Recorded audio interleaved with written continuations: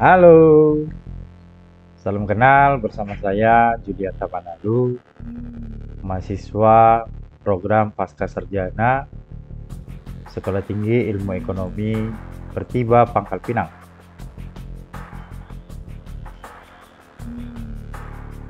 Berikut ini saya akan mengulas sebuah buku yang berjudul Marketing for Competitiveness yang menjadi tugas diberikan oleh dosen pembimbing Ahmad Yani, SE, MSc, PhD untuk mata kuliah Manajemen Pemasaran Bisnis Internasional.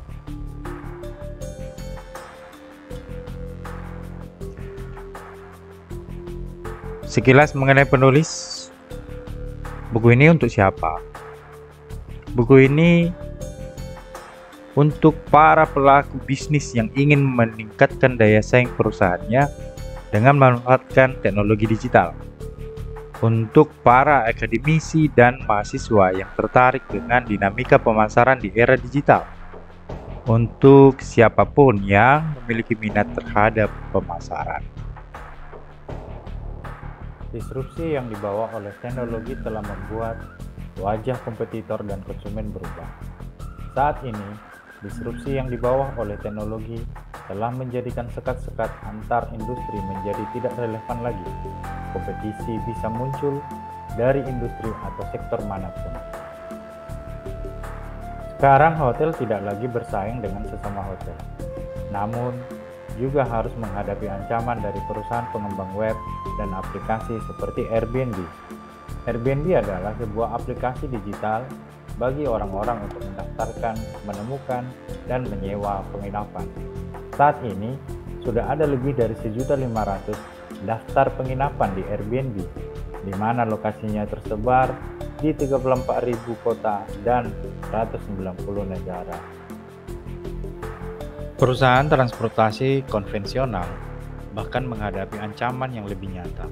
Kemunculan Uber dan beberapa transportasi online lainnya di Asia, seperti Grab di Malaysia, Didi Chuxing di China, dan Gojek di Indonesia, memunculkan reaksi negatif dari para operator taksi konvensional. Bahkan, sektor yang tergolong sangat konservatif seperti perbankan pun tidak luput dari goncangan. Sekarang, bank harus berhadapan dengan kompetitor-kompetitor baru dari operator telekomunikasi maupun perusahaan vintage. Teknologi tidak hanya mengubah wajah kompetisi, konsumen pun mengalami transformasi. Adanya teknologi digital telah memungkinkan mereka untuk melakukan hal-hal yang sebelumnya sulit dilakukan atau membutuhkan banyak biaya. Di era digital ini, setidaknya ada dua tahapan baru yang muncul dalam proses pengambilan keputusan konsumen. Kotler dan kawan-kawan menyebutkan tahapan mencari informasi atau ASK dan memberi rekomendasi atau advocate. ASK adalah tahap mencari tambahan informasi yang dilakukan oleh konsumen sebelum akhirnya benar-benar melakukan pembelian. Untuk itu, sekarang konsumen tinggal melempar pertanyaan ke media sosial, grup instant messenger, ataupun mesin pencari. Jika informasi dirasakan sudah cukup, barulah konsumen melakukan pembelian. Bagian kedua, ada 3 perspektif umum dalam pemasaran yang semuanya membutuhkan dukungan teknologi agar lebih optimal. Pemasaran telah berevolusi dalam 3 era. Era pertama adalah marketing 1.0 yang fokus pada pengembangan produk. Era kedua adalah marketing 2.0 yang fokus pada pelanggan, dan selanjutnya adalah marketing 3.0 yang memberikan fokus lebih luas termasuk pada isu-isu sosial dan lingkungan. Setiap perspektif sebenarnya masih tetap relevan diimplementasikan hingga sekarang. Hanya saja semuanya membutuhkan dukungan teknologi agar bisa memberikan hasil yang lebih optimal. Perspektif pertama yang fokus pada pengembangan produk atau product-centric marketing, percaya bahwa dengan inovasi yang tepat perusahaan bisa menciptakan pasarnya sendiri. Terkait hal ini, Steve Jobs pernah berkata, "Bukan tugas konsumen untuk mengetahui apa yang mereka butuhkan, itu adalah tugas kita." Untuk meraih kesuksesan di era digital, proses pengembangan produk baru tidak lagi bisa hanya mengandalkan otak yang ada di dalam perusahaan. Dengan perkembangan teknologi yang ada, perusahaan saat ini sudah bisa melibatkan pihak-pihak eksternal untuk turut memberikan sumbangan pikiran. Inilah yang disebut dengan inovasi terbuka. Sedangkan perspektif kedua, marketing 2.0, menganggap bahwa produk yang bagus tetap tidak akan sukses jika perusahaan tidak bisa menawarkannya dengan cara tepat kepada calon pelanggan. Contohnya adalah kisah Komatsu, perusahaan Jepang yang memproduksi alat-alat berat yang sukses menguasai pasar Indonesia lewat kemitraannya dengan Astra Internasional. Mereka bisa mempertahankan loyalitas klien-kliennya lewat tim penjualan dan layanan yang memuaskan, bukan semata karena produk yang istimewa. Di era digital, upaya untuk mendapatkan dan mempertahankan pelanggan sebagai aktivitas inti dari marketing 2.0 telah bisa memanfaatkan teknologi digital. Contohnya adalah pemanfaatan komunitas online untuk menjalin hubungan dengan klien, sebagaimana yang dilakukan perusahaan software SAP. Perspektif yang ketiga, marketing 3.0, berusaha untuk menggabungkan kepentingan bisnis dan sosial atau lingkungan. Contohnya adalah PT Pembangunan Perumahan, BUMN konstruksi dari Indonesia yang mengusung konsep gedung ramah lingkungan. Konsep ini secara bisnis bisa menguntungkan, dari sisi lingkungan juga bisa memberikan dampak positif. Perspektif ketiga ini juga bisa memanfaatkan perkembangan teknologi. Contohnya adalah strategi ITC asal India yang mendirikan kios-kios berteknologi internet bagi para petani di desa. Dengan kios-kios tersebut, para petani bisa mendapatkan informasi yang transparan soal harga produk pertanian, sehingga mereka tidak lagi bisa ditipu para tengkulak. Sedangkan ITC juga diuntungkan karena bisa mendapatkan suplai bahan baku yang lebih kontinu. Bagian ketiga, era digital telah melahirkan 3 inti baru pemasaran. Penulis percaya bahwa inti pemasaran sesungguhnya ada 3, yaitu positioning, diferensiasi, dan brand atau merek. Positioning adalah citra atau persepsi tertentu yang ingin ditempelkan perusahaan ke otak pelanggan. Agar kuat, sebuah positioning harus memiliki keunikan atau diferensiasi yang kuat pula. Keduanya nanti akan divisualkan lewat nama dan logo tertentu yang disebut dengan brand. Di era digital, ketiganya telah mengalami perubahan. Positioning berubah menjadi clarification, diferensiasi menjadi codification, dan brand menjadi karakter. Dalam positioning, perusahaan biasanya menggunakan pesan tunggal yang akan diulang-ulang melalui berbagai media. Sedangkan clarification menggunakan tema utama yang bisa diterjemahkan melalui beragam pesan. Contohnya adalah McDonald yang selama 10 tahun telah menggunakan tema I'm Love It. Tema utama ini bisa diterjemahkan 100 negara dengan lebih dari 20 bahasa yang berbeda. Sebagai contoh, di Azerbaijan, slogan yang dipakai adalah See This Love. Pesan yang berbeda namun tema inti sama, cinta.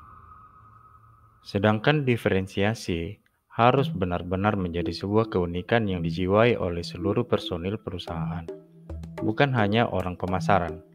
Untuk itu, perusahaan harus melakukan internalisasi agar keunikan yang dimiliki produk atau layanan bisa menyatu dalam budaya perusahaan. Keunikan yang telah menjadi semacam DNA perusahaan inilah yang disebut codification. Di era digital, brand harus bisa tampil layaknya manusia yang memiliki kepribadian. Untuk itu, Kotler dan kawan-kawan menggunakan istilah karakter. Sebagai karakter, sebuah merek tidak lagi bisa hanya memperhatikan desain dan slogan, tetapi juga harus memperhatikan 6 aspek penting berikut ini. Aspek fisik atau penampilan, aspek intelektual atau kreativitas, aspek emosional, aspek sosial, aspek personal, dan moral. Bagian 4, saat ini Anda membutuhkan strategi pemasaran yang lebih horizontal dan sosial. Menurut Kotler dan kawan-kawan, Strategi pemasaran antara lain mencakup segmentation dan targeting. Segmentasi adalah cara Anda mengelompokkan pasar berdasarkan kriteria tertentu, sedangkan targeting adalah proses untuk menentukan pasar yang dibidik. Dengan adanya perkembangan teknologi, pelanggan menjadi semakin komunal.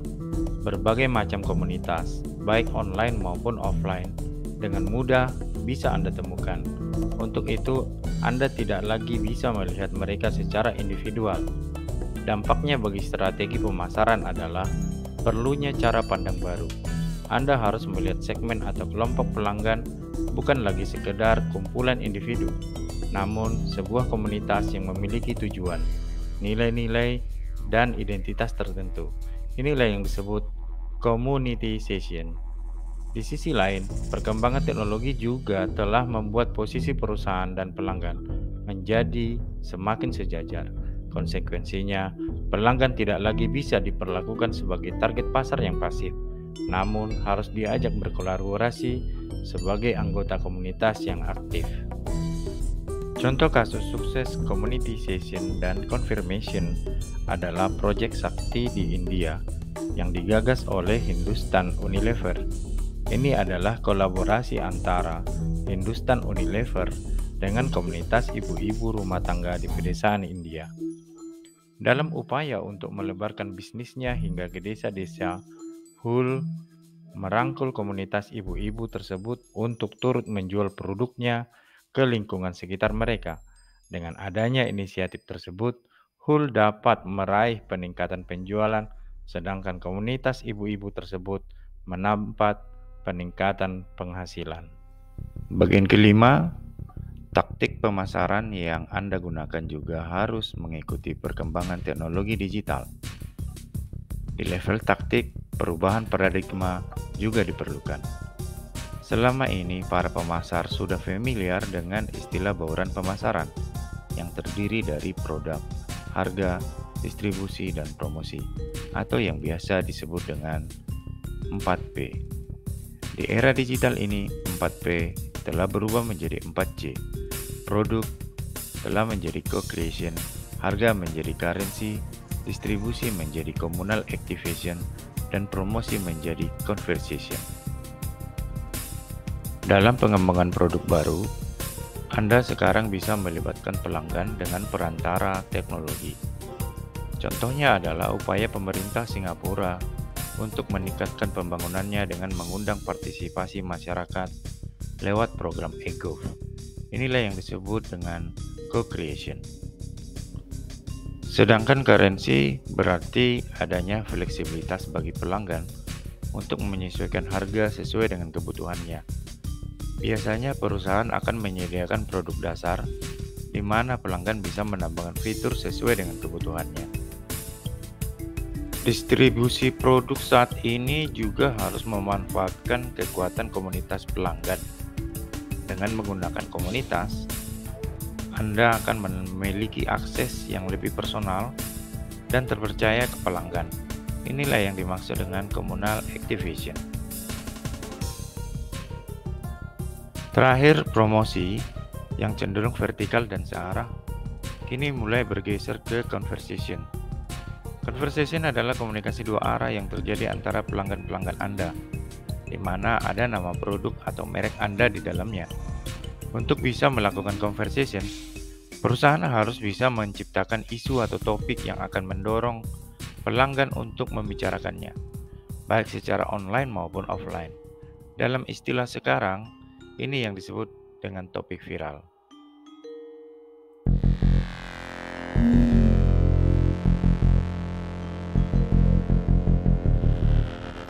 Terima kasih sudah menonton video mengenai Shooting for Competitiveness. Dan saya Julian Tamanalu. Salam bahagia.